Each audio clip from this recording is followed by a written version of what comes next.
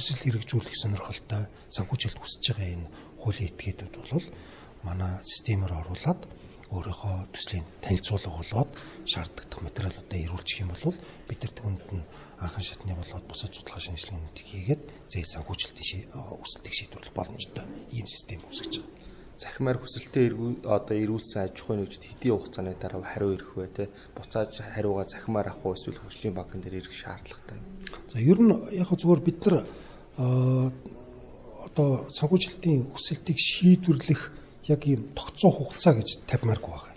Энэ өөрөө та бүхэн зүгээр ер нь манай хөгжлийн банкны зорилтыг бодоод үзэх юм бол бид нар арилжааны банкнаас арай өөр чиглэлд үйл ажиллагаа явуулна. За энэ нь бол Монгол Улсын эдийн засагт, нийгэм эдийн засагт бас өөр ашиг өгөх ийм төсөл хөтөлбөрүүдийг санхүүжүүлэх шаардлагатай байна. За мөн дээрэс нь манай ихэнх одоо хүсэлт гаргаж байгаа төсөл хөтөлбөрүүд бол санхүүжилтийн хэмжээ хэрэгжүүлэх үйл ажиллагааныхаа цар хүрээнээс шалтгаалаад нэлээд томхон хэмжээний төслүүд байгаа. Гэхдээ цахим системд бүртгүүлэхэд бол ерөнхийдөө чөлөөтэй манай одоо компанийнхаа үндсэн мэдээллүүдийг ирүүлээд бүртгүүлж болно.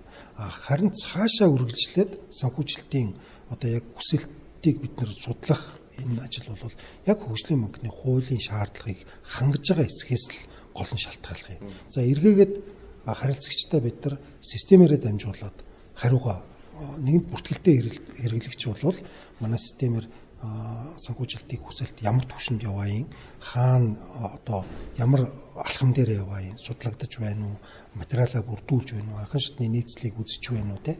Тэгээд тэндээс мөн бас ямар шалгуур шаардлагыг хангаагүй учраас буцаагдж байгаа юм бэ гэдг нь бол өөрт нь тодорхой харагдана. За нийтэд бол ерөнхийдөө зөвхөн алхмын талаар мэдээлэлүүд харагдаж байгаа.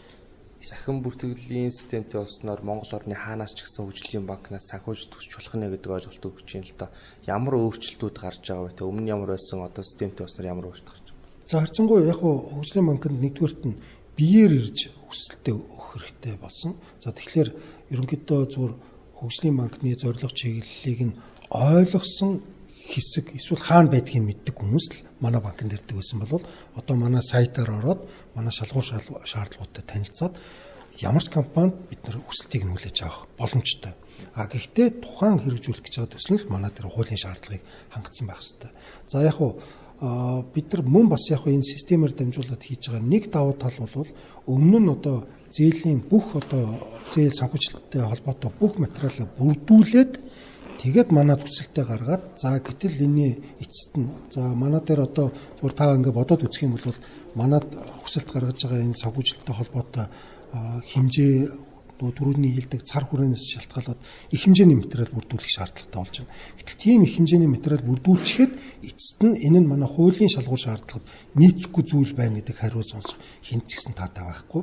Тэгэхээр бид нар бол эхлээд ерөнхийдөө төслийн үндсэн зорилгоудтай танилцаад хэрэгжүүлэх гэж байгаа юм яг манай хуулийн шалгуур шаардлагуудыг хангаж байгаа юм бол дараагийн ээлжинд нь за тэгвэл одоо та материалыг бүрдүүлээ гэдэг ийм алхам руугаа шилжинэ гэсэн үг. Бас тодорхой хэмжээнд хялбарчилж байна гэсэн үг.